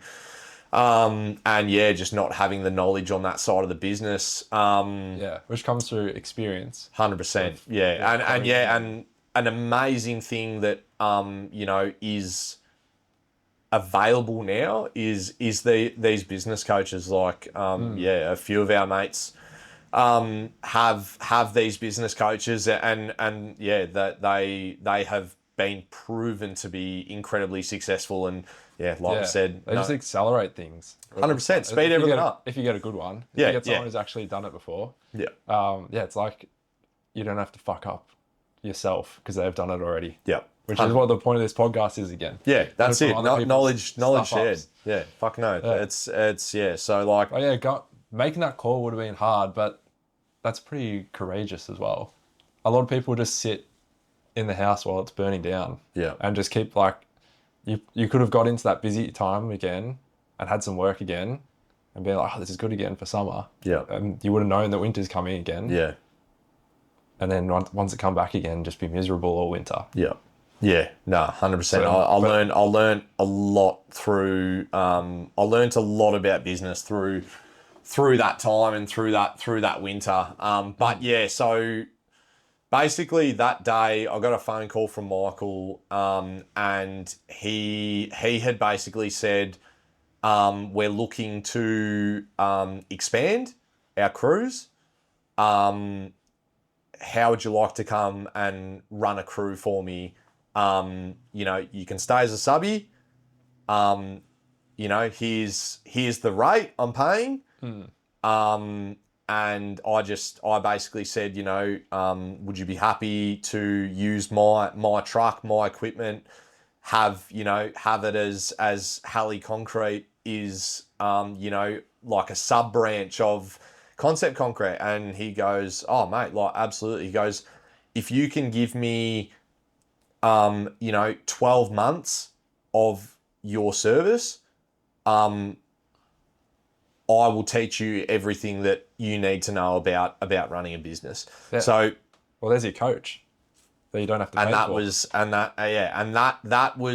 That was the beginning of something incredibly special. So yeah.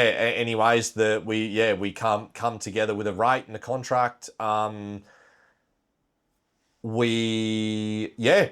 Man, like it felt like a new chapter. It was like, you know, it was like that scene in a movie where, you know, you've gone through that hard time, and all of a sudden it's go time. It's Like the weight off your shoulders. weight off the shoulders. And I just remember like feeling like, oh my God, like I was literally just about to throw it all in. And, you know, and then got this miracle come over, save my ass. Yes, yeah. Also, like, if you hadn't have gone out and done that and got that experience and stuff, you probably wouldn't have been in a position to do that. Like, you would have been like, yeah, sure, I'll hire you as a concreter. 100%. But you had all your stuff, you'd done, look for quoting. He knew that, like, you were into that kind of, like, Yep. you wanted more than just The capability, yeah. It was, he knew, he had seen the work that I had done privately. And he knew that I was capable of obviously leading. And Yeah. I think that he had always had like a general respect like for the army thing as well. Like he always had an interest in, you know, like why is someone who has come from that like working in this industry? Because there's not a lot of army reservists who are tradesmen, which is Yeah. insane. Like, yeah, like at my unit, there was not. I don't think there was another concreter, and a lot of them were not tradesmen. So, I think that we shared that common respect for each other. He respected, you know, what I had done with my army career, and I respected what he had built. So off we went. We started. Like anything, there was that trial period. But man, like things just went out swinging. Like the first couple of months were awesome. You know, were profitable. My jobs were, you know, staying on track, and the quality was there. And yeah, that was where we started sort of going down the route of like, hey, you know, at that point in time, you know, I always had it in the back of my head, like, you know, would still love, you know, the plan was still to go out and have a crack. We could still do that. Yeah, I mean, look, well, yeah, I mean, we'll get like what obviously the opportunities that that I've been given. Oh, look, yeah, like if something were to happen, you know, I could obviously go out and have a crack, and or mate, you can do anything in life. Yeah, Yeah. You know what I mean. I could, if I wanted to, I could go shit. I'm gonna put my application into VicPol tomorrow, or I'm gonna do, you know, hit up my mate and do a course in sales. Like, you are only limited by yourself. Yeah. So yeah. Anyway, everything was running real well, we sort of come to a point. My wife had told me that she was pregnant, and with our first child, Harley, and that changed everything for me. It changed my life. It was not something that I was ever ready for. I still felt like I had a lot left to do before obviously committing to that. It was funny. The time where she had surprised me and you know, said, yeah, I'm pregnant, blah, blah, blah. I remember ringing up Joe and going, man, I got like 8 months.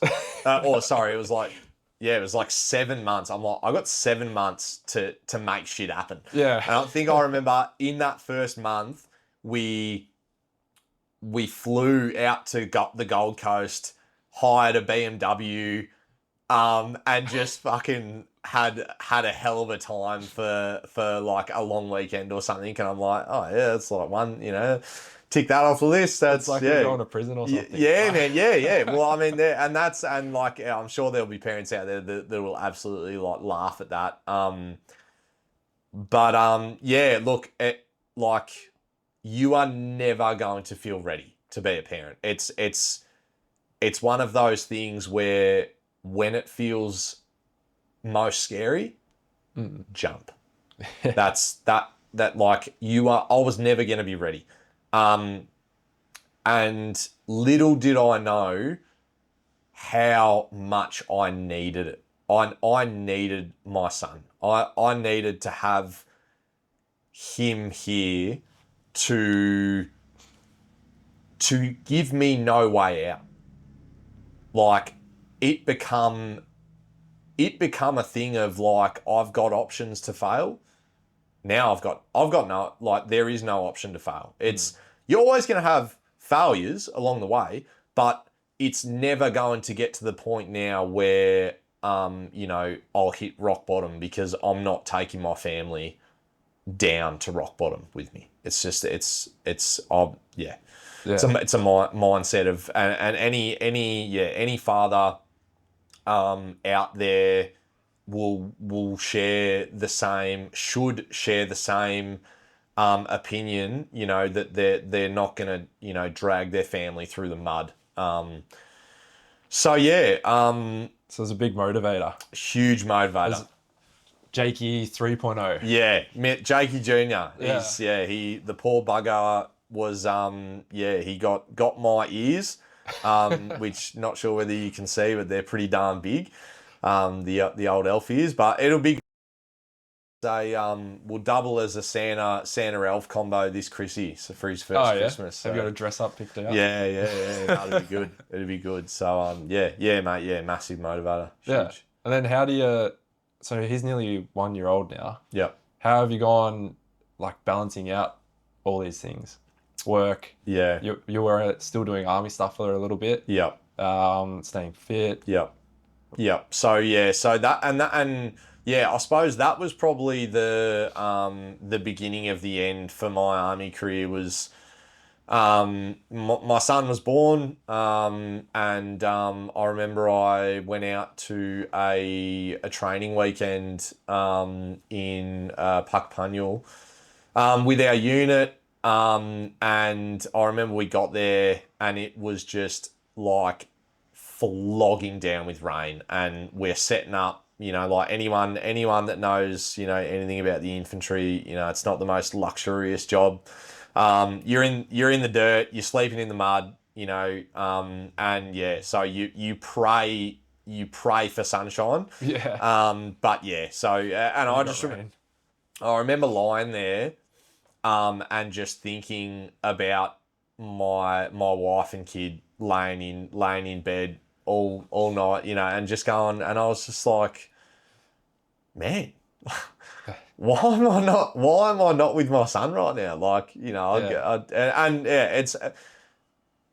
was obviously one of those weaker mental moments, but it was one of those moments where I started to have a shift in perspective and have a shift in priorities. I started to realize that, or I started to think that, I'm not going to make much of an impact in my army career now as what I will in my son's life. Yeah, that same time you're spending sleeping in the rain. Yeah. If you spend it with impacting your son, you could be spending it better, I guess. Yeah.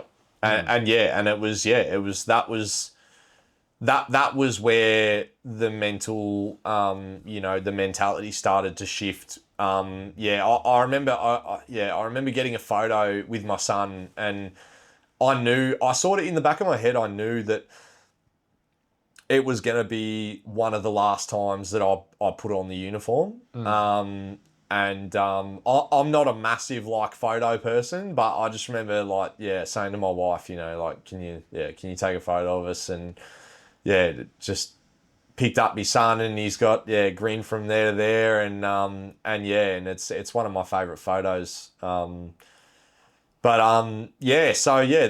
was the ending, the beginning of the end to that. Putting my papers and stuff in for that, but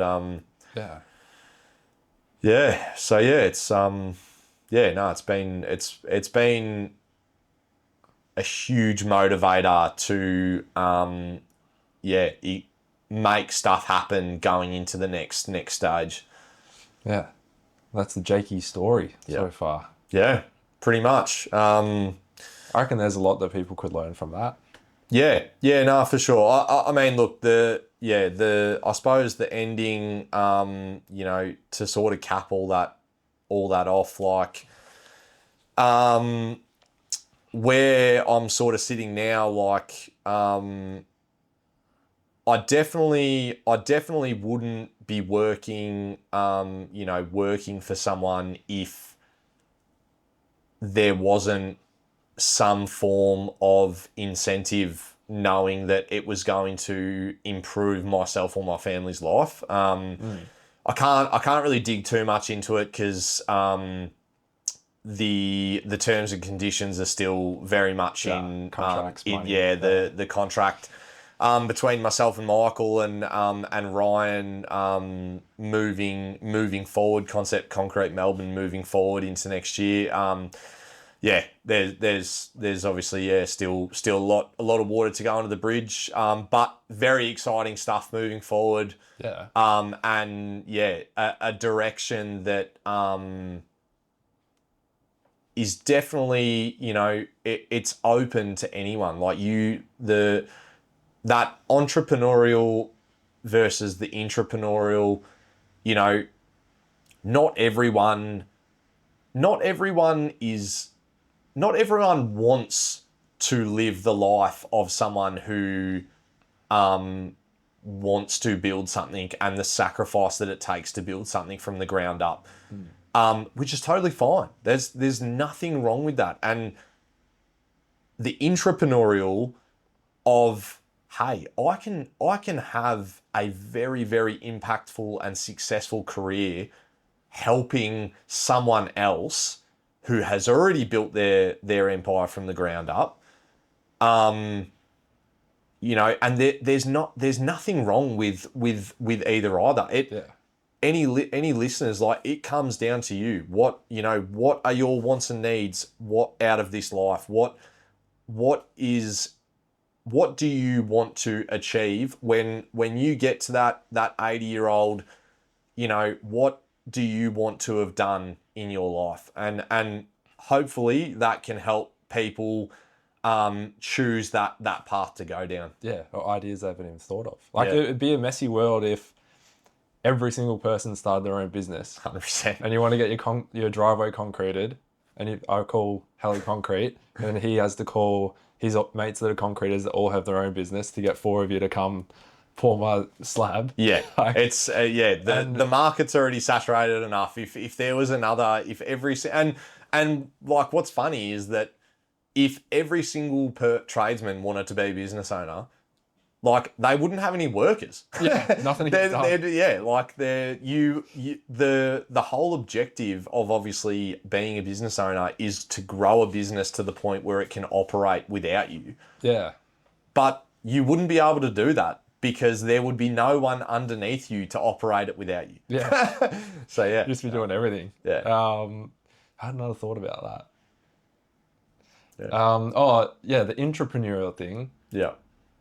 Like, if those people will get rewarded the most. Like, if I had someone who was, because the entrepreneurial people they're looking at problems and how to solve them and stuff. Yep. If I could hire someone who was proactive and doing all that sort of stuff, Yep. like a little version of me, Yep. that'd be insane. 100%. That's very hard to find. 100%. Someone that doesn't just want to do their job description. But you shouldn't have to do more than your job description. But if you want to, there's opportunities you can take, like you've taken, where you can have a bigger impact and get rewarded more. Yeah. And that is so spot on. And that is exactly why, if you are a business owner in this day and age and you have someone in your crew that has these capabilities, do the right thing, look after them, give them opportunity, let them become opportunists, and, take that time to build them into a mini me. Yeah. And, and then all of a sudden, that's infectious. That's the funny thing about the military versus, you know, all of the stuff that I've learnt from my military career has been extremely influential in my career as a leader at Concept Concrete. Like, yeah, give the guys the opportunity, because the more opportunity that you give the right people, they are going to take that, and it's not only going to grow them, but with the right incentives and all of these things, you know, it's not just going to grow them, it's going to grow you. It's going to grow your business. So, yeah. All right. I got some quicker questions to finish off. We talked about Jakey in high school. What do you reckon he would say if he listened to this podcast and all the cool things you've done since then? It's a great question. I think that he would ask if he was made in a lab. Yeah. Is this real? I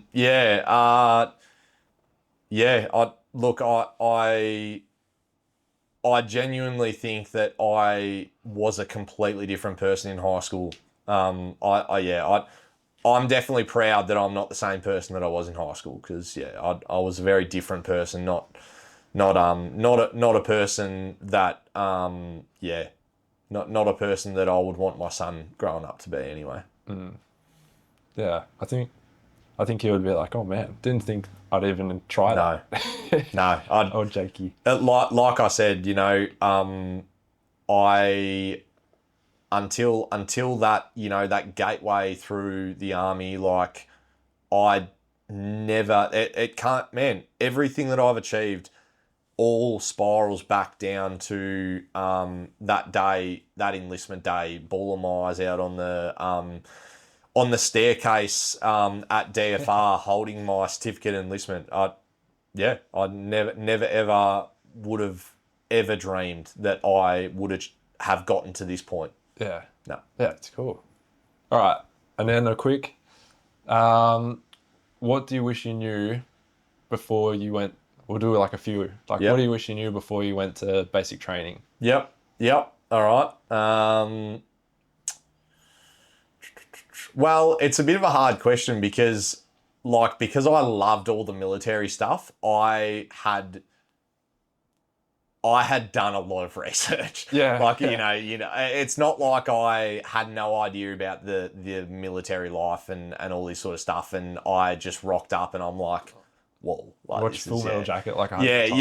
exactly, man. Like, any army movies, all that sort of shit. That was pretty much all I watched before going to basic. But I think I think the closest thing would probably be just being. I wish that I was probably a bit more open before going. I wish I was a bit more open to just the unknown. Because up until that point, you know, I had sat pretty comfortably in my comfort zone. So, I suppose, but yeah, like anything, you know, that was the beginning. That was the gateway. I wish I had have not. I don't really think it was like known anything specific.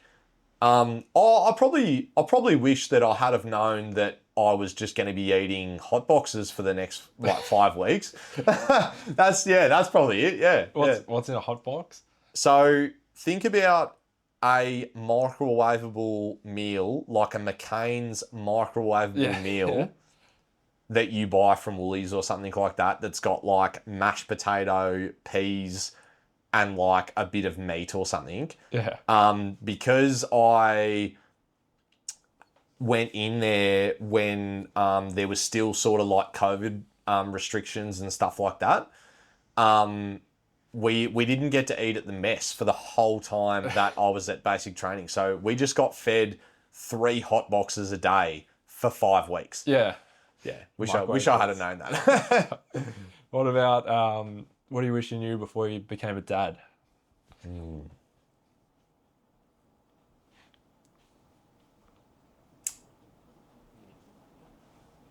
I wish I had have known before becoming a dad. I think